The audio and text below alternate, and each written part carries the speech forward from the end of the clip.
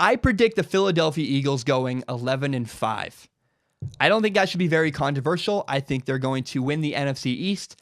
I really like the Eagles. Remember, the Eagles just won the Super Bowl, and then they got even better.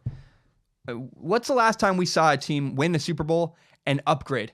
It was actually the Patriots 2 years ago after beating the Falcons. They upgraded. They went back to the Super Bowl. I'm not saying the Eagles are going to go back to the Super Bowl or win again, but I think they're going to be really successful. Remember, they added Haloti Ngata, they added Michael Bennett, and they bring back the best young quarterback in the entire NFL, Carson Wentz, from an injury. If Carson Wentz doesn't get hurt, he's the NFL MVP last year. He was incredible. And I think it's worth noting, the Eagles really only lost 3 pieces from their Super Bowl run last year. They lost an undersized tight end, Trey Burton, to the Bears. I'm okay with that. They still have a really great tight end on the Bears roster, on the Eagles roster. They also lost John DeFilippo, the quarterback coach. John DeFilippo went to the Vikings. He's the new Vikings offensive coordinator. And the third thing the Eagles lost from their Super Bowl run is Frank Reich. Frank Reich left to become the Indianapolis Colts head coach. The good news is you lost a couple offensive pieces. The good news is the guy who actually calls plays for the Eagles, Doug Peterson, is going to remain with the Philadelphia Eagles.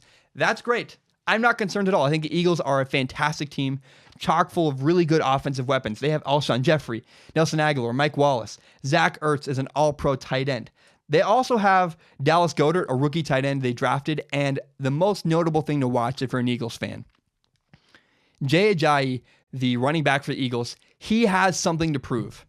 Everybody in the media is talking about Saquon Barkley, talking about Ezekiel Elliott. The Eagles running back feels left out. He wants people to pay attention to him, and so I think he's got something to prove. I think he could have a great season. Also, worth noting, the offensive line is scary good. I think 11-5 could be a conservative prediction for the Eagles, but they also have a really tough schedule. This is who the Eagles play this year. The Falcons, the Saints, the Vikings, the Texans, the Rams, Panthers, Jaguars, Titans, and the Cowboys twice.